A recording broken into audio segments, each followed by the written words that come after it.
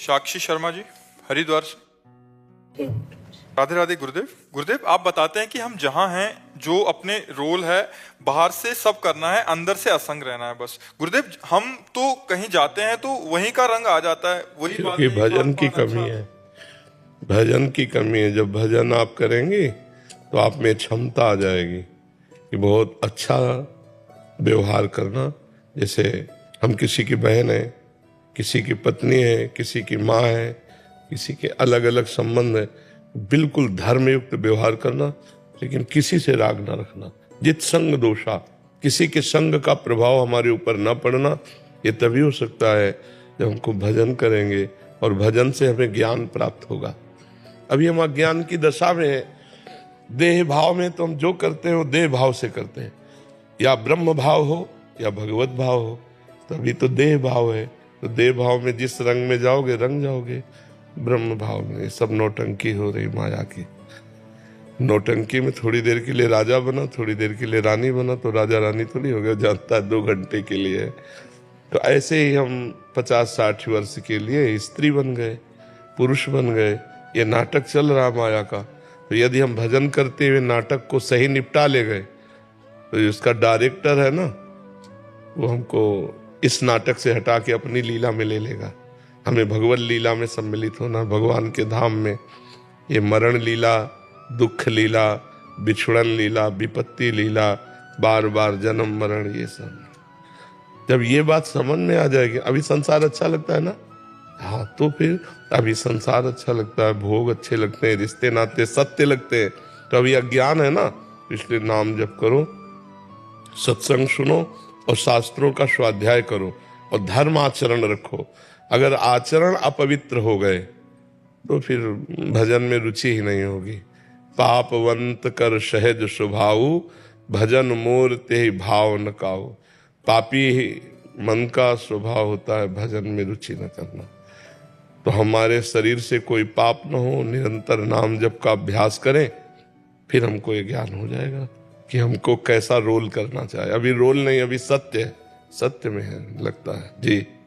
गुरुदेव, अभी जैसे मतलब वो सब कुछ छोड़ने का मन ही नहीं करता, क्योंकि ऐसा लगता है, अच्छा लगता है, हम कहीं जाते हैं, खाते हैं, बातें करते हैं, मतलब ये सब चीजें। और यहाँ पे भी अच्छा लगता था, लगता है हम बीच में हैं।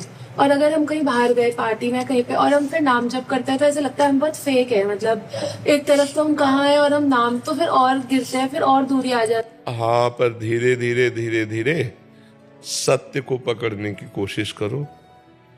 ये पार्टी, ये खान पान, ये भोग विलास, ये भ्रम है, मायाकृत भ्रम है। देखो, आप लोगों की जिंदगी हो गई गृहस्थी में, क्या हाथ लगा? अगर पूछा जाए तो वैसे ही मन भोगने के लिए आज भी है। वैसे ही जैसे बचपन में था, जवानी में था, वैसे बुढ़ापे में। शरीर बदलता गया लेकिन मन नहीं बदला। वो तभी बदलेगा जब भजन से।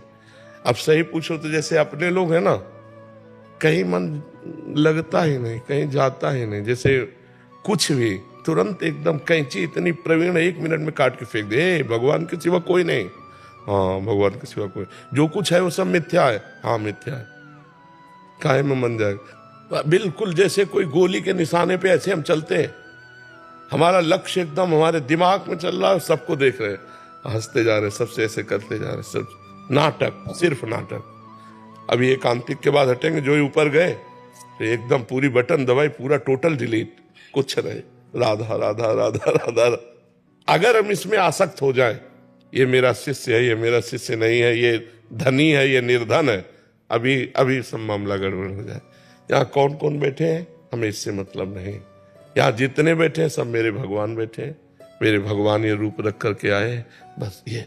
तो अब ना ये असंतुष्ट होंगे और ना हम फंसेंगे, दोनों का मंगल होगा। हमारी बात सुनकर इनका कल्याण होगा और भगवत चर्चा कर रहे हैं इसलिए हमारा मंगल है। ऐसा लगता है हम आपको डिजर्व नहीं करते, क्योंकि हम पूरी तरीके से चल भी नहीं पाते। धीरे धीरे धीरे धीरे, घबराओ नहीं, अंदर से टूटे नहीं, निराश न हो। ये बहुत बड़ा पहाड़ है, पहाड़ पे चलना। परमार्थ का मतलब होता है पहाड़ पे चलना। तो कई बार फिसल के भी गिरा जाता है, पर हिम्मत ना हारे, तो धीरे धीरे हम चल जाएंगे। बहुत अच्छे बच्चे हो जो अभी परमार्थ को समझना चाहते हो, नाम जप करो, चरित्र पर ध्यान रखना, चरित्र दूषित न होने पावे, तो आगे निकल जाओगे। अगर चरित्र दूषित हो गया तो फिर मन ही नहीं लगेगा भगवान में, मन ही नहीं लगेगा। अभिषेक सिंह जी दिल्ली से। राधा वल्लभ श्री श्री हरिवंश महाराज जी घर में मेरे अलावा कोई नाम जप माला करने वाला नहीं है, क्या मैं अपनी माला को उनको नाम समर्पित कर सकता हूँ महाराज जी? और समर्पित करने का तरीका सही क्या होगा जिनसे उनका जीवन भी सुखमय? मैं लगता है कि पहले नाम जप इतना करो कि आपको भगवत प्राप्ति हो जाए, फिर बात करना। पहले अपने को इतना प्रवीण बना लो, यदि आपको भगवत प्राप्ति हो गई तो 21 पीढ़ियां तर जाएंगी, 14 आगे के 7 पीछे की। वो जपे ना जपे आपका कल्याण हो जाए, पहले आप कर लो। हर समय निरंतर इतना भजन करो कि भगवदाकार वृत्ति छा जाए, तो आपकी भगवदाकार वृत्ति से आपके परिवार का कल्याण हो जाएगा। और नाम देने की जरूरत नहीं पड़ेगी, नाम ही उनका खुद कल्याण। प्रणत कुटुंब पाल रघुराई, शरणागत भक्त के उद्धार का तो भगवान ठेका लेते ही है, लेकिन भक्त के परिवार के उद्धार का भी ठेका ले लेते हैं। प्रणत कुटुंब, कुटुंब माने परिवार होता ना, पाल रघुराई, भगवान प्रणत माने शरणागत, शरणागत के परिवार का भी भगवान कल्याण कर देते हैं। तो महाराज जी नाम जप करते हुए अगर मैं मन में विचार रखूं कि मेरे माता पिता भाई इनका विचार करते करते मैं अगर नाम जप करूं, नहीं, ये भी मत रखो। नाम जप करते विचार करो भगवान प्रसन्न हो जाए। भगवान प्रसन्न हो गए तो सब ठीक हो जाएगा ना। तो भगवान प्रसन्न हो जाए ऐसा भाव रखो। माता पिता परिवार में भगवान ही विराजमान है। जिन्हें तुम माँ कह रहे हो वो भगवान को ही बोल रहे हो, जिन्हें पिता बोल रहे हो भगवान को ही बोल रहे हो। वो भगवान अंतर ध्यान हो जाए तो अपने माता पिता के शरीर को आप ज्यादा देर नहीं रख पाएंगे। तो है तो भगवान ही ना, तो भगवान को समर्पित करो, उससे सबका कल्याण हो जाएगा। राधे राधे महाराज जी। महाराज जी 3 वर्ष पहले आपसे YouTube के माध्यम से जुड़ा था। महाराज जी जीवन इतना थक चुका था कि मृत्यु को वरण कर लूं या घर त्याग दूं, ये इच्छाएं प्रबल होने लगी थी। परंतु तभी आपके सानिध्य ने बताया कि आपके जीवन के एक छोटे से छोटे और बड़े से बड़े दुख आपके पूर्व जन्म का कारण जो सुख और दुख रूप में आया है उसको सहते हुए निकल जाओ। महाराज जी ये कह रहे हैं कि हे अर्जुन गांडीव उठाओ और युद्ध करो। बार बार ये अंदर से आपके सत्संग से गांडी थोड़ी उठाना है तुम्हें पास गांडी है क्या? अपने विवेक रूपी धनुष पर ज्ञान रूपी बाण चढ़ा के लक्ष्य को भेदो, ज्ञानी बनो। अज्ञान में क्यों परेशान होते हो?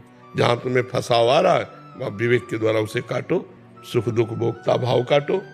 महाराज जी कई लोग ऐसे जुड़ जाते हैं जो मानसिकता उनकी षड्यंत्र करने की होती है, बाद में लगता है कि पता चलता है कि ये षड्यंत्र के अनुसार हमसे जुड़ा है। हाँ, फिर वृद्धि ऐसी आती है कि ये आपको ऐसा समझ रहा है कि आप कुछ भी नहीं कर सकते। फिर इच्छा थोड़ी सी ऐसी होती है कि इसके साथ कुछ करा जाए, फिर अंदर से आता है कि नहीं। क्या पता ये तेरे कर्म है। हाँ, यही बुद्धिमानी है। वो हमारे कर्म का मार्जन करने आता है। वो षड्यंत्र के द्वारा हमारा कुछ नहीं बिगाड़ सकता। उतने बिगड़ेगा जितना हमारा बिगड़ना चाहिए। तो वो बिगाड़ता या कोई बिगाड़ता हो तो बिगड़ने था। तो यही तो हम कह रहे हैं, गांडी उठा अर्थात विवेक और ज्ञान का लक्ष्य। देखो ज्ञान चढ़ाया तो परास्त हो गया, वो तुम्हें नहीं परास्त कर पाया। और नहीं तुम लड़ जाते या मार पीट देते तो आप परास्त हो जाते। महाराज जी एक कृपा और हो जाए जी महाराज जी। कुछ आदतें ऐसी हैं जो पूर्व समय से चली आ रही हैं, उन्हें त्याग दिया। मैं 15 साल पहले मांस तो नहीं पर अंडा खाता था, लेकिन अंदर से आवाज है कि किसी की हत्या करके अगर तुमने कुछ प्राप्त करा तो वो मनुष्यता नहीं, उसे त्यागा। फिर मित्रतावत कुछ नशावती। अभी क्या छोड़ना था? अभी महाराज जी कभी कभी उन चीजों में जाते हैं पर तड़पता बहुत ही, आत्मा बहुत तड़पती है। तो आज होली यहाँ वृंदावन की शुरू हो गई आज से। आज होली में स्वाहा कर दो कि मैं वो छोड़ता हूँ, कभी नहीं करूंगा। ठीक है, बढ़िया अच्छे आदमी बन जाओ, सर्वांग सुंदर बनो। थोड़ी सी गलती हमारी पवित्रता को नष्ट कर देती, इसलिए सर्वांग सुंदर बनो। सब जगह से अपने को मलिनता से दूर कर लो। ठीक है। दीपक जी मुंबई से। राधे राधे महाराज जी। राधे राधे महाराज जी, आपके चरणों में कोटि कोटि प्रणाम। महाराज जी वृंदावन मथुरा में जो कोई नया व्यक्ति आए उसको दर्शन या संत दर्शन करते समय किन बातों का विशेष ध्यान रखना चाहिए? सबसे पहली बात तो यह है कि नाम नहीं छूटना चाहिए, क्योंकि यही आपकी बुद्धि को शुद्ध रखेगा। और यहाँ किसी के भी दोष दर्शन न करें, क्योंकि हमारी दृष्टि मायामयी है। तो हमको स्त्री दिखाई देगा, पुरुष दिखाई देगा। जब स्त्री पुरुष जड़ चैतन्य दिखाई देगा तो उसकी गलतियां भी दिखाई देंगी।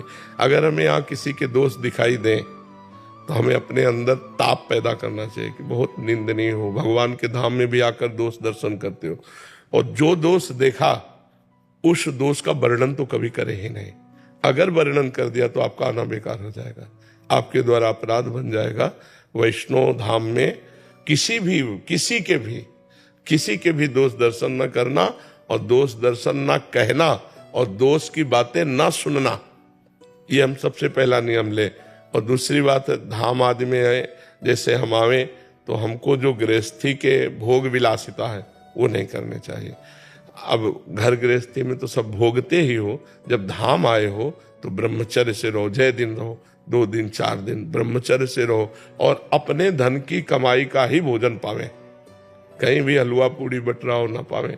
अगर अपने पास 100 रुपया है तो हम 10 रुपया के चना गुड़ लेके काम चला लेंगे, लेकिन हम हलवा पूड़ी दूसरे का नहीं पाएंगे, क्योंकि हम धाम आए हैं, हम पुण्य कमाने आए, पुण्य खोने नहीं आए। अपना भोजन धर्म के द्वारा कमाए हुए अर्थ से किसी का दोष दर्शन न करना, और निरंतर भगवान का नाम चिंतन करना, और हो सके अगर 3 दिन रुके तो 1 दिन उपवास करना, 1 दिन भूखा रह करके जल आदि के द्वारा या फल आदि के द्वारा प्राणों का पोषण करके, एक बार 24 घंटे में एक बार फल आदि का पोषण करके तीर्थ में 1 रात उपवास करे, 24 घंटे उपवास करे, और 1 भी मिनट खाली न जाने पावे। कभी भगवान नाम कीर्तन कर रहे हैं, कभी भगवान के दर्शन कर रहे हैं, कभी भगवान के चिंतन में है, क्योंकि धाम आए हैं ना, तो अब फुर्सत मिल गई, जितना समय मिला उतना भगवान का नाम।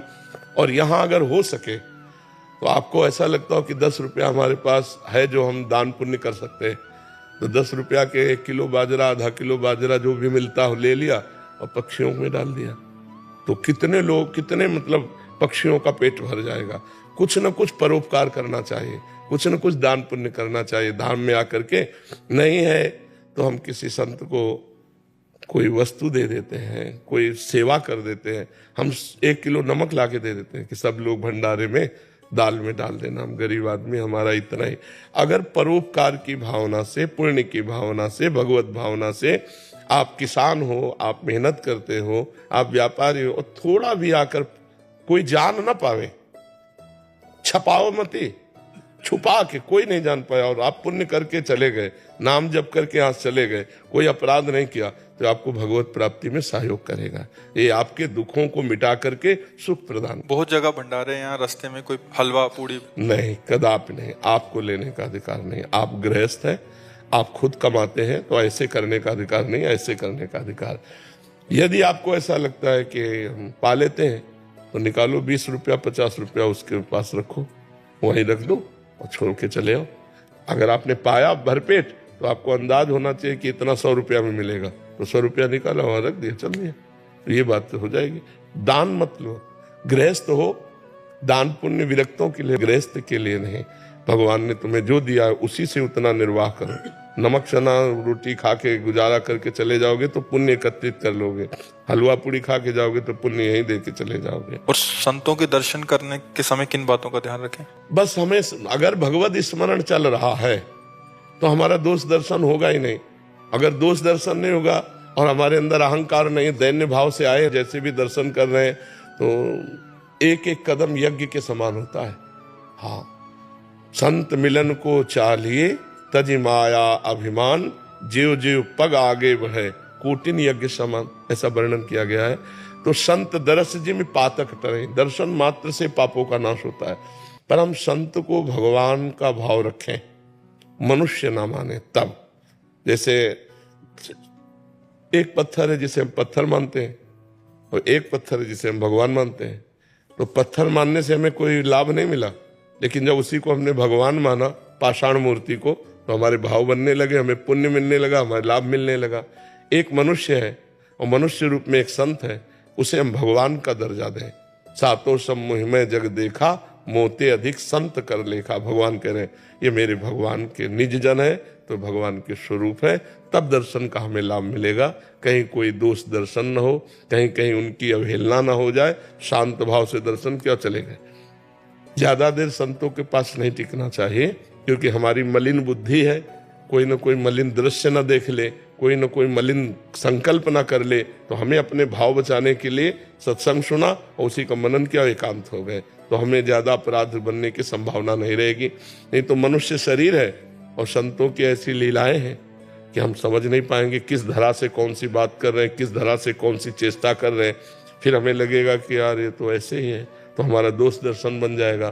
तो हम सत्संग सुने, एकांत में जब भजन करेंगे तो सबके प्रति भगवत भाव हो जाएगा। संत तो भगवान का स्वरूप है ही।